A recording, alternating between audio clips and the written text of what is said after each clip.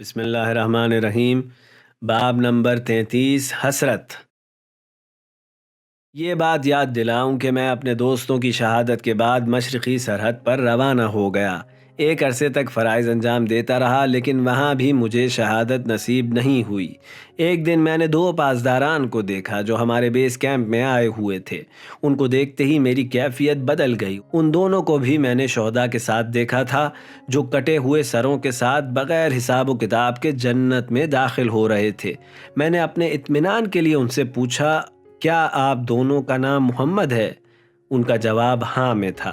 وہ منتظر تھے کہ میں مزید بات کروں، لیکن میں نے بات کا رخ موڑ دیا اور اپنی کیفیات کے حوالے سے کچھ نہیں کہا۔ میں دل میں شہادت کی حسرت لیے دفتری امور میں مصروف رہا۔ ایک دن میں نے اپنے دفتر کے کمرے نماز میں 2 جوان لڑکوں کو دیکھا جو ایک دوسرے کے برابر بیٹھے ہوئے تھے۔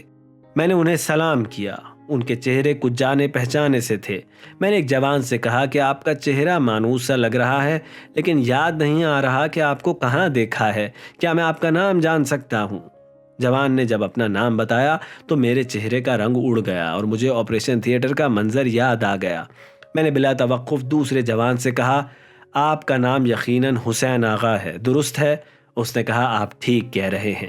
وہ منتظر تھے کہ میں انہیں بتاؤں کہ میں ان کو کیسے جانتا ہوں، لیکن میری کیفیت رقت آمیز تھی، سو میں ان کو خدا حافظ کہہ کر چلا آیا۔ مجھے اچھی طرح یاد ہے کہ میں نے ان 2 پاسداران کو جنت میں بغیر حساب و کتاب کے داخل ہوتے ہوئے دیکھا تھا۔ دونوں ایک ساتھ شہید ہوئے اور وقت شہادت اپنے فرائض انجام دے رہے تھے۔ میں نے ایک بار پھر اپنے ذہن کی طرف رجوع کیا۔ میرے دفتر کے چند افسران اور 5 نوجوان تھے جو اب الگ الگ اداروں میں اپنی خدمات انجام دے رہے تھے۔ میں نے ان سب کو شہید ہوتے ہوئے دیکھا تھا۔ ان 5 نوجوانوں کی شہادت ایک ساتھ ہونا تھی۔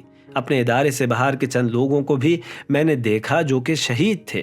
گو کہ یہ محض 3 منٹ کی روداد ہے، لیکن میرے لیے کائنات کے دوسرے عوالم میں حاضری اور حساب رسی کے مشکل ترین مراحل کو دیکھنا ناقابل فراموش ہے۔ اس روداد کے ذیل میں ایسے کئی موضوعات ہیں جو کئی سال گزرنے کے بعد، مختلف طرح کی صورتحال سے دوچار ہونے کے بعد مجھے یاد آئے۔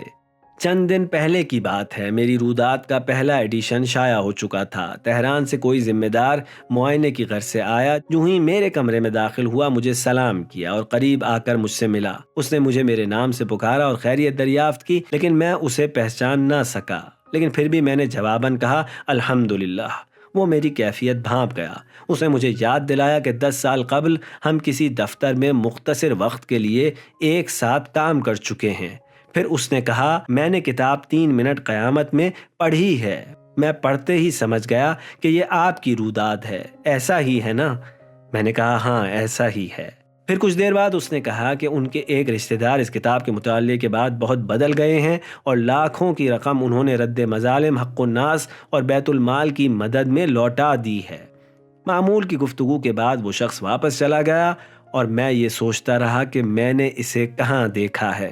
اچانک مجھے یاد آیا کہ یہ شخص بھی ان شہداء میں شامل تھا جو میرے برابر سے گزر کر بغیر حساب کتاب کے جنت میں داخل ہو گئے۔ ایسے تمام دوستوں کا دیدار میری حسرت میں اضافہ کر دیتا ہے، اور میں خدا سے کہتا ہوں کہ کہیں ایسا نہ ہو کہ مجھے شہادت کی موت نصیب نہ ہو۔